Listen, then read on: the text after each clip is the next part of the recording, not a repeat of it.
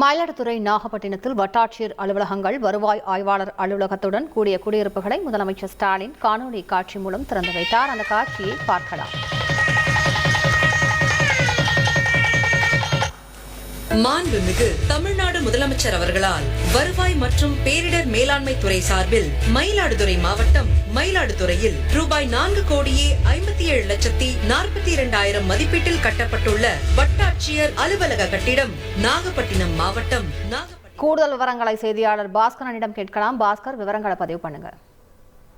நாகப்பட்டினம் மற்றும் மயிலாடுதுறையில கட்டப்பட்டிருக்கக்கூடிய வருவாய் ஆய்வாளர் அலுவலக கட்டிடங்கள் மற்றும் குடியிருப்புகளை தற்போது தமிழக முதலமைச்சர் காணொலி காட்சி வாயிலாக திறந்து வைத்திருக்கிறார். அதைத் தொடர்ந்து தமிழ்நாடு நகர்ப்புற வாழ்விட மேம்பாட்டு வாரியத்தின் சார்பில் 2404 புதிய அடுக்குமாடி குடியிருப்புகளுக்கான அடிக்கல் நாட்டு நிகழ்ச்சியும் தற்போது நடைபெற்று வருகிறது. இதன் அடிப்படையில் பார்க்கும்போது 327 கோடி ரூபாயில 2400. நீங்க இனிமேல் கரண்ட் பில்ல கட்ட வேண்டாம். அதுக்கு தான் சூரியகர் திட்டம் இருக்கு. அந்த திட்டம் என்னன்னு தெரிஞ்சுக்கணும்னா ஃப்ரீடம் ஆப்பை இப்பவே டவுன்லோட் பண்ணுங்க. 4 புதிய அடுக்குமாடி குடியிருப்புகளுக்கான அடிக்கல் நாட்டு நிகழ்ச்சி என்பது தற்போது காணொலி காட்சி வாயிலாக தமிழக முதலமைச்சர் மேற்கொண்டு வருகிறார்.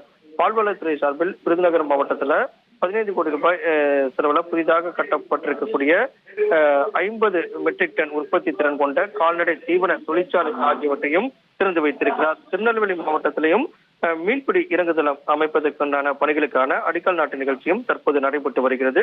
இளம்பூரில் இருக்கக்கூடிய கோஆப்டெக்ஸ் வளாகத்துல 227 கோடி ரூபாய் மதிப்பீட்டுல கட்டப்பட உள்ள ஒருங்கிணைந்த வளாகத்துக்கு அடிக்கல் நாட்டியிருக்கிறார் தமிழக முதலமைச்சர்.